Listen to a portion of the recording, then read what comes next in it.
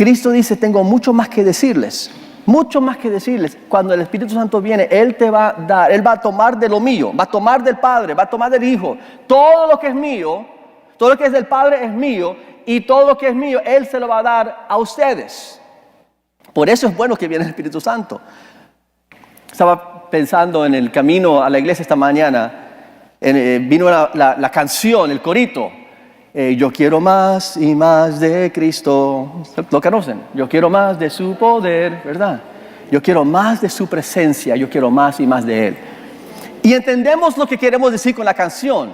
Entendemos lo que estamos diciendo, pero a la misma vez es imposible yo tener más de Cristo, más de lo que Cristo ya me ha dado, porque Él dice que me ha dado todo. Cuando lo que queremos decir es, en realidad es, yo quiero darle más y más de mí a Cristo. Porque así es donde yo experimento más y más de Él. Pero todo lo que es Cristo, todo lo que yo puedo tener de Cristo, está a mi disponibilidad. Está a su disponibilidad. Todo lo de Cristo lo tenemos. Y mira lo que dice Primera de Pedro. Dispónganse, ahora lo pueden ver en la pantalla. Dispónganse para actuar con inteligencia. Tengan dominio propio. Pongan su esperanza completamente en la gracia que se les dará cuando se revele Jesucristo. Como hijos obedientes, no se amolden a los malos deseos que tenían antes cuando vivían en la ignorancia. Más bien sean ustedes santos en todo lo que hagan, como también es santo quien los llamó, pues está escrito, sean santos porque yo soy santo. Okay. Entonces yo quiero que veamos hoy la vida de Pablo, el apóstol Pablo. Y él escribe esta carta de Romanos a los creyentes en Roma. Él no había ido todavía a verlos. Y cuando él estaba ya terminando su tercer viaje misionero, escribe esta carta porque tenía intención de ir y verlos. Y en los primeros 3 capítulos de Romanos, los primeros 3 capítulos, no quiero que esto se convierta en un estudio de Romanos, pero para que tengan el contexto, los primeros 3 capítulos de Romanos, Pablo está explicando la condición moral del ser humano y del judío. Y es lo que llamamos la depravación, la doctrina de la depravación del hombre. Perdidos, destituidos. Dice, no hay ni uno que busca el bien, no hay nadie santo, no hay nadie justo. Nadie, gentil ni judío. Todos estamos separados de la gloria de Dios. Él lo explica en capítulo 1, capítulo 2, entrando al capítulo 3. Y uno llega al capítulo 3, versículo 20 y dice, ay de mí, no tengo esperanza. Si lo que Pablo está diciendo es cierto, no tengo yo esperanza. Luego él va y dice, pero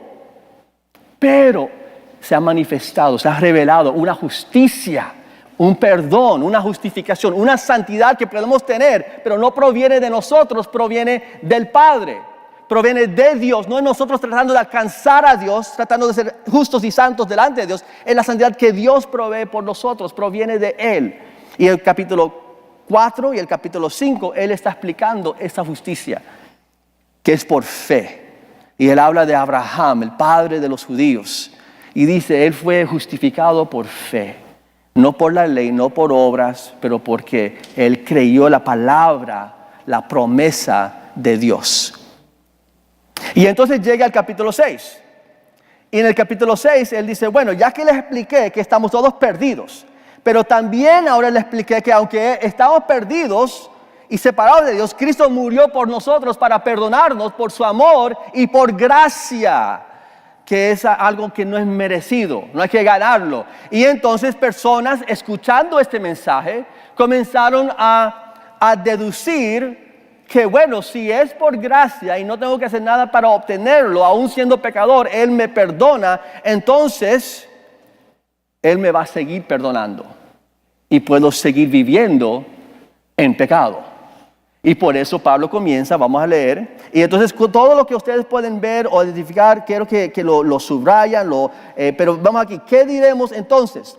¿Continuaremos en pecado para que la gracia abunde de ningún modo. Ahora dice ahí con punto de exclamación, porque en el griego lo que él está diciendo es literalmente, mira, no sea tonto, no sea, eso es locura. De ningún modo. Nosotros que hemos muerto al pecado, ¿cómo viviremos? Mira cuántas veces en estos versículos de 1 al 7 habla de muerte y de vida. ¿Okay? Cada vez que ves muerte o vida, subraya o haga un círculo en esa palabra. Continuaremos en pecado para que la gracia abunde de ningún modo. Nosotros que hemos muerto al pecado, ¿cómo viviremos aún en él? Porque si hemos sido unidos a Cristo en la semejanza de su muerte, ciertamente lo seremos también en la semejanza de su resurrección. Sabemos esto, que nuestro viejo hombre fue crucificado, que es muerte, con Cristo, para que nuestro cuerpo de pecado, fuera destruido, a fin de que ya no seamos esclavos del pecado, porque el que ha muerto ha sido libertado del pecado. Obviamente él está diciendo, no debemos de continuar viviendo en pecado porque Cristo nos perdonó. Versículo 8, y si hemos muerto con Cristo, otra vez muerto, creemos que también viviremos con Él. Y sabiendo que Cristo, habiendo resucitado de entre los muertos, no volverá a morir. La muerte ya no tiene dominio sobre Él, porque en cuanto a que Él murió al pecado, de una vez para siempre, para que cuando Él vive para Dios. Así también ustedes considérense muertos para el pecado, pero vivos para Dios en Cristo Jesús. Entonces, ¿ves cuántas veces lo comienza a poner un círculo en cada vez que dice muerte y vida, morimos, vivimos? Te das cuenta que Pablo tiene una idea que está comunicando. Nosotros que hemos sido perdonados, hemos muerto a esta vida, hemos muerto al pecado. Y por eso él dice, ahora no estamos viviendo en el mismo, hemos muerto a eso, ahora vamos a vivir para Cristo. Igual que Cristo. Y él está diciendo, todo Cristo es el que fue primero. La vida que Cristo vivió es nuestro ejemplo. El llamado es vivir una vida de santidad como Cristo era santo, una vida de integridad, una vida de obediencia como Cristo obedeció al Padre. En Juan 13 al 17, Cristo dice estas palabras: para que el mundo sepa que yo amo al Padre, so the world will know that I love the Father and do exactly what He says. Y que yo amo al Padre y hago exactamente lo que Él me dice. Obediencia perfecta. Y entonces, lo que Pablo está diciendo aquí es parte de eso. Igual que Cristo decía, sigue mi ejemplo. Cristo es el ejemplo, y si vamos a vivir esta vida en Cristo, si has muerto al pecado, ahora tienes que vivir para Dios como Cristo lo hizo. Eso es lo que Él lo está diciendo. Entonces eso es el llamado, el reto, el desafío. Como ven en la camisa, Cristo vive en mí. Eso viene de Gálatas. Cristo vive en mí, la vida de Cristo. Ya no vivo yo, mas Cristo vive en mí. Entonces continuando, dice, versículo 12, por tanto, ahora lo que quiero que vean aquí es cuando él usa en este pasaje, en esta sección, cada vez que él usa la palabra reine o presentados o miembros de su cuerpo, quiero que identifiquen esas palabras. Por ejemplo, el versículo 12, por tanto, no reine el pecado en su cuerpo. Reine, pecado, cuerpo, son las palabras que van a seguir viendo. Mortal, para que ustedes no obedezcan sus lujurias, ni presenten los miembros de su cuerpo al pecado como instrumentos de iniquidad, sino presenten según ustedes mismos a Dios como vivos de entre los muertos, y sus miembros, otra vez de su cuerpo, a Dios como instrumentos de justicia. Porque el pecado no tendrá dominio sobre ustedes, pues no están bajo la ley, sino bajo la gracia. Pablo ahora está diciéndoles que el pecado no va a tener dominio sobre nosotros. No va a tener, sin will not be your master. No va a tener control.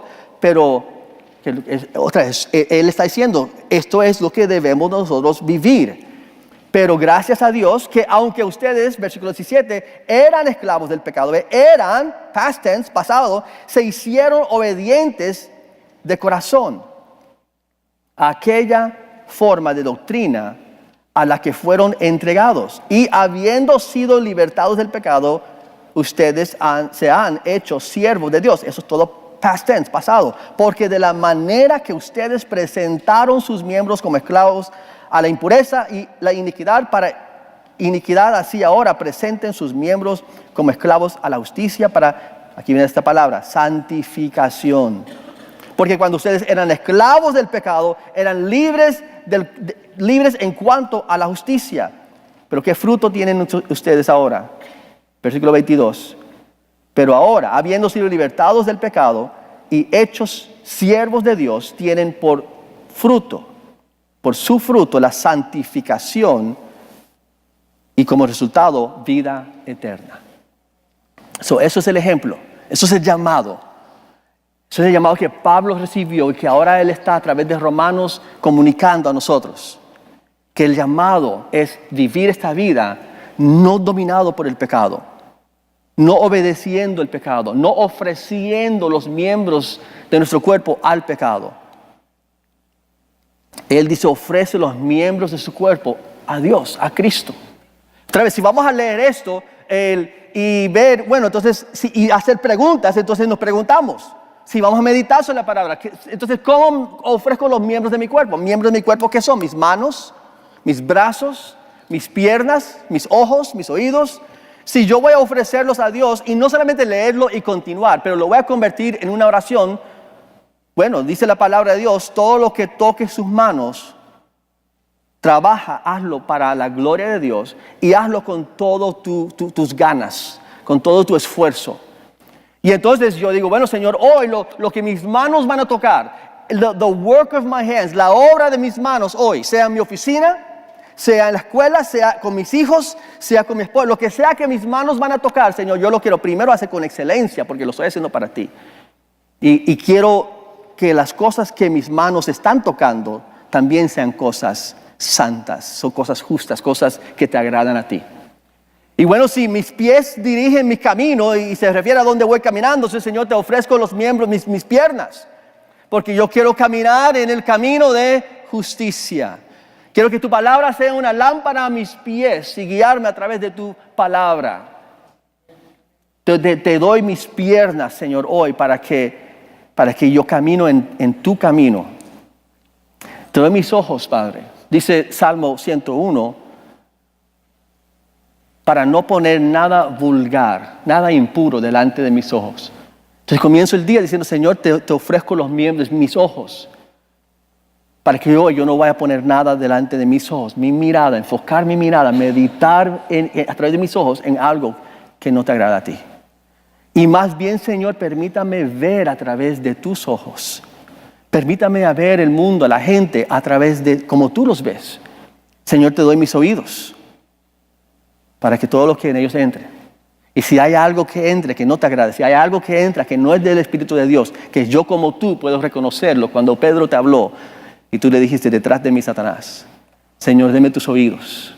Te entrego, te ofrezco mis oídos, mi lengua, Señor, te lo entrego hoy, porque yo quiero, Señor, que mis palabras levantan. Yo quiero que mis palabras motivan. Yo quiero hablar las palabras del Espíritu Santo a través de mí. ¿Ve cómo lo pueden hacer? Y hacerlo de corazón y hacerlo todos los días. Tomar la palabra y ponerlo en práctica, ofrecerlo a Dios. Pero de eso se trata de lo que Pablo está hablando. Ahora, esa vida de santidad, de santificación. Mira lo que dice Juan 17. Santifícalos, esa es la oración de Cristo. Santifícalos en la verdad. Tu palabra, volvemos otra vez a la palabra. Volvemos a la palabra, santifícalos. El santifícalos es separarlos del mundo, hazlos a ellos puros y santos y santifícalos en tu palabra. Y tu palabra es la verdad. Como tú me enviaste al mundo, yo los envío también al mundo. Y por ellos yo me santifico a mí mismo, para que también ellos sean santificados en verdad. Ok. Pero Pablo ahora, todos nosotros que hemos decidido seguir a Cristo, todos nosotros que hemos llegado a ese mismo punto que Pablo llegó en el camino a Damasco, y hemos sido confrontados con la verdad de Dios, de Cristo, de la verdad de nuestro pecado, porque el Espíritu Santo viene para convencer al mundo del pecado. Cuando hemos sido confrontados con ese pecado y hemos decidido arrepentirnos, del pecado y de entregar nuestras vidas al Señor, hemos encontrado que aunque Cristo ha traído cambios a nuestras vidas, aunque sabemos que adentro hay algo diferente, la lucha sigue. La lucha sigue, porque si no hay una lucha, entonces no hay por qué hablar de lo que Pablo está diciendo, porque estaríamos todos leyendo Pablo y diciendo, Pablo, estás hablando de lo obvio, porque todos ahora somos santos, en el sentido que ninguno de nosotros pecamos. Todos nosotros somos perfectos, como Cristo es perfecto, pero eso no es la realidad. Pablo dice, esto es lo que tenemos que hacer, esto es el llamado. Pero mira, él llega al capítulo 7, y en el capítulo 7, en su nota dice, conflicto con el pecado. Ahora, vamos a comenzar en el versículo 12. Pero quiero dar esta distinción. En el capítulo 7, del 1 al 11, Pablo está hablando en el pasado. Él habla acerca de cuando el pecado entró en el pasado. Y creó tentación, me tentó en el pasado.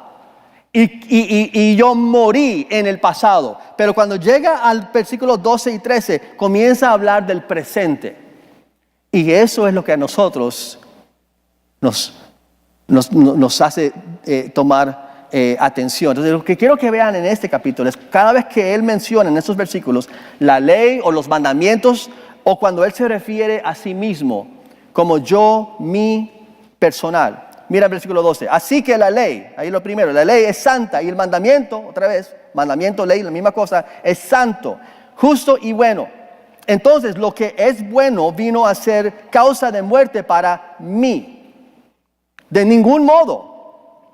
Al contrario, fue el pecado a fin de mostrarse que es pecado al producir es pecado al producir mi muerte presente, producir mi muerte por medio de lo que es bueno, para que por medio del mandamiento el pecado llegue a ser, no pasado, pero llegue a ser en extremo pecaminoso. Porque sabemos que la ley sabemos ahora, la ley es espiritual, pero yo soy carnal, vendido a la esclavitud del pecado. Pues ahora esta es la razón que es interesante que Pablo está hablando del presente, porque cuando está hablando del pasado, en los primeros versículos, y él dice esto, estoy vendido a la esclavitud, o él puede haber dicho, porque yo era vendido. Pero él dice, no, vendido a la esclavitud del pecado, porque lo que hago presente no lo entiendo. Porque no practico lo que quiero hacer, sino que lo aborrezco. Eso es sino que lo que aborrezco, eso hago. Y si lo que quiero hacer y si lo que no quiero hacer, eso hago, estoy de acuerdo con la ley, reconociendo que es buena. Así que ya no soy yo el que lo hace, sino el pecado que habita en mí. Ahora, él está hablando en el presente. Entonces Pablo hablando, algunos dicen, esto Pablo está hablando de su experiencia antes de Cristo, porque ¿cómo puede decir que no hay nada bueno que habita en él? Y él está hablando del presente, él está diciendo lo que quiero hacer, no lo hago, y lo que no quiero hacer, lo sigo haciendo. Y muchos dicen, no, eso no puede ser el apóstol Pablo redimido, eso tiene que ser el Pablo antes. Pero mira el versículo 18, porque yo sé que en mí, es decir, en mi carne, no habita nada bueno. Porque el querer está presente en mí, pero el hacer el bien no. Pues no hago el bien que deseo, sino el mal que no quiero. Eso practico. Y si lo que no quiero hacer, eso hago, ya no soy yo el que lo hace, sino el pecado que habita en mí. Entonces por eso dicen, esto no puede ser Pablo redimido, esto tiene que ser Pablo antes de Damasco. Versículo 21. Así que queriendo yo hacer el bien, hallo la ley de que el mal está presente en mí. Porque en mi hombre interior me deleito con la ley de Dios. Pero veo otra ley en los miembros de mi cuerpo que hace guerra contra la ley de mi mente. Mira cómo él lo dice, una guerra, y me hace prisionero de la ley del pecado que está en mis miembros. Miserable de mí. ¿Quién me libertará? Entonces uno dice, un momento, Pablo, ¿cómo puede ser esto? Nos acaba de decir en capítulo 6, ¿debemos de continuar pecando? De ninguna manera. No deben de seguir viviendo en pecado. Si Cristo está en ti, debes de vivir la vida de Cristo. Entonces comienza el capítulo 7 diciendo que el mal que Él quiere hacer es lo que no quiere hacer, lo sigue haciendo. Parece que otra vez Pablo nos quiere confundir. ¿A qué se refiere Pablo en esto? Las claves, el clue se encuentra en versículos 7 y 18 y 22. ¿Ve?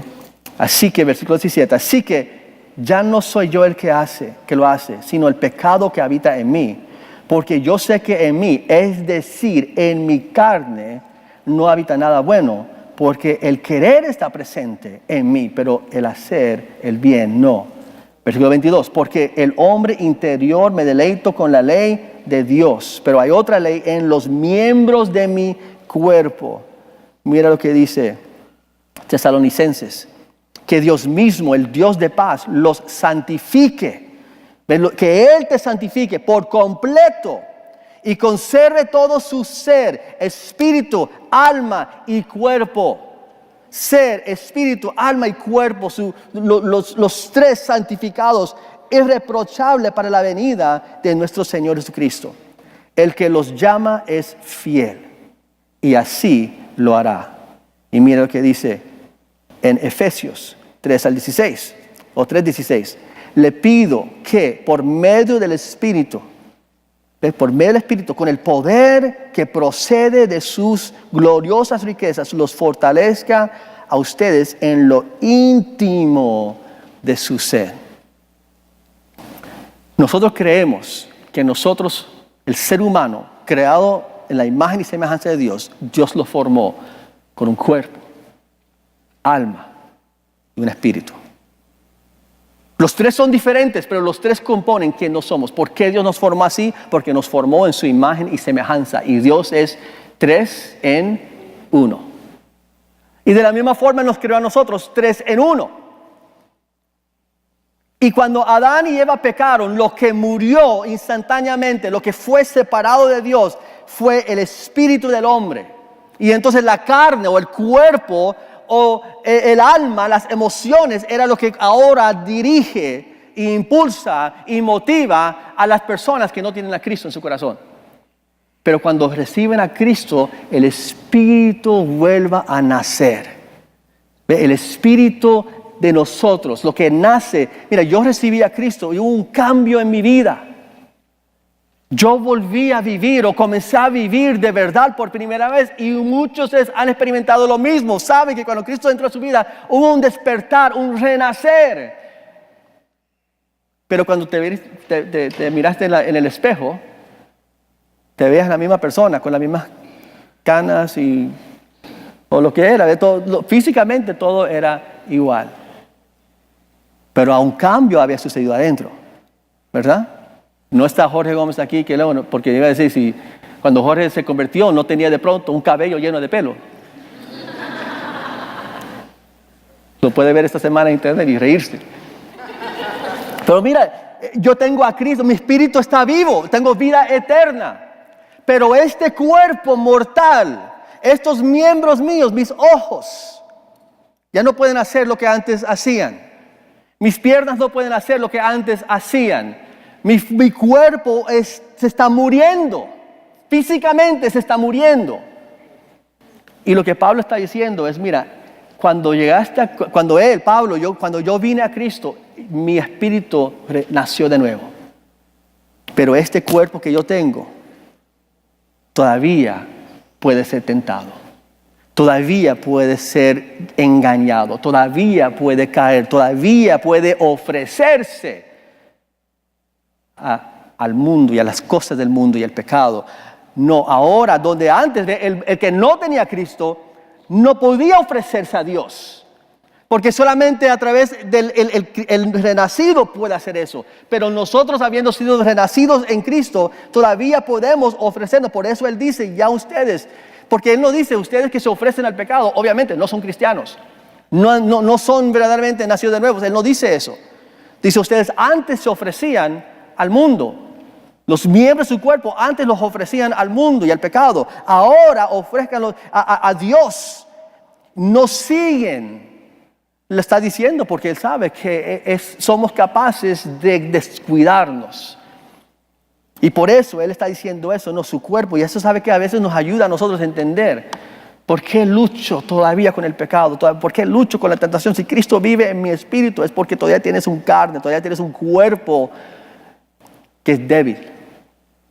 Y la única forma de vivir esa vida y vencer el cuerpo es a través del espíritu.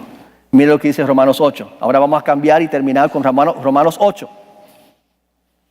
Ahora lo que quiero que sepan es que en el capítulo 7,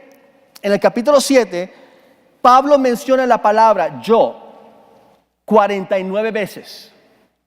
49 veces. El énfasis del capítulo 7 es nosotros, el hombre, luchando.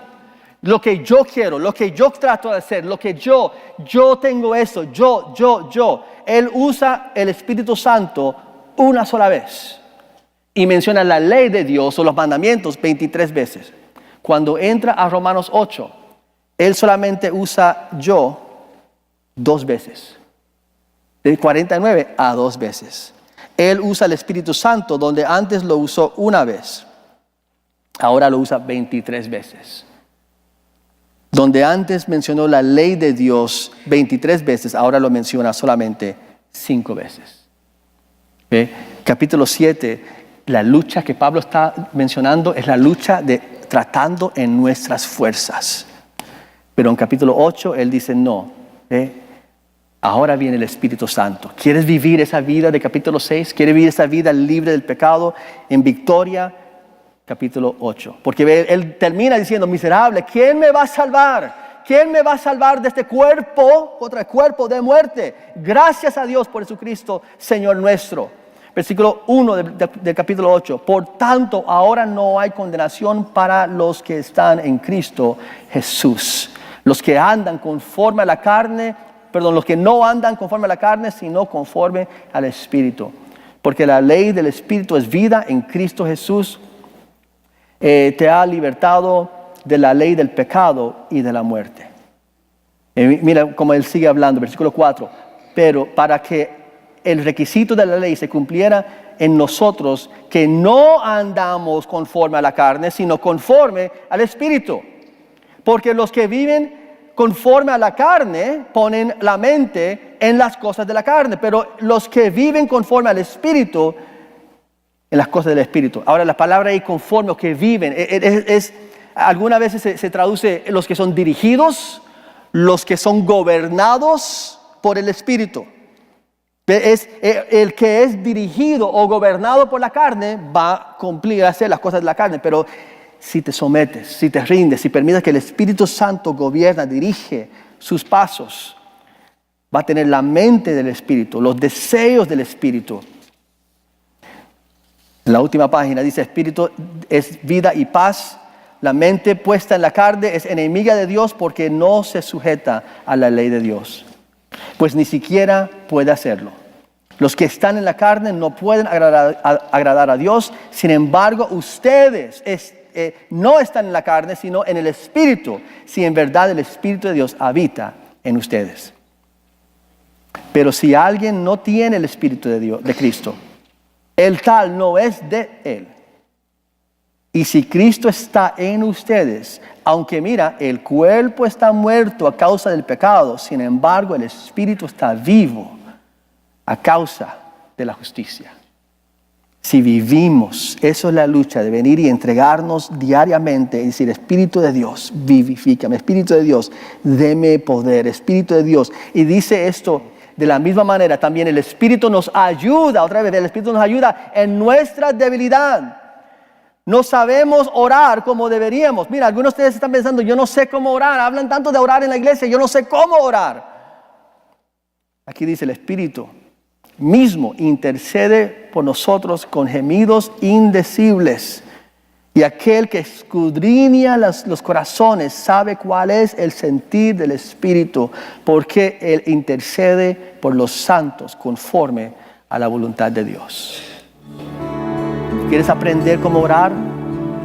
Hay un tiempo de oración todos los domingos a las 12:15 para entrar y orar y aprender a orar de personas orando.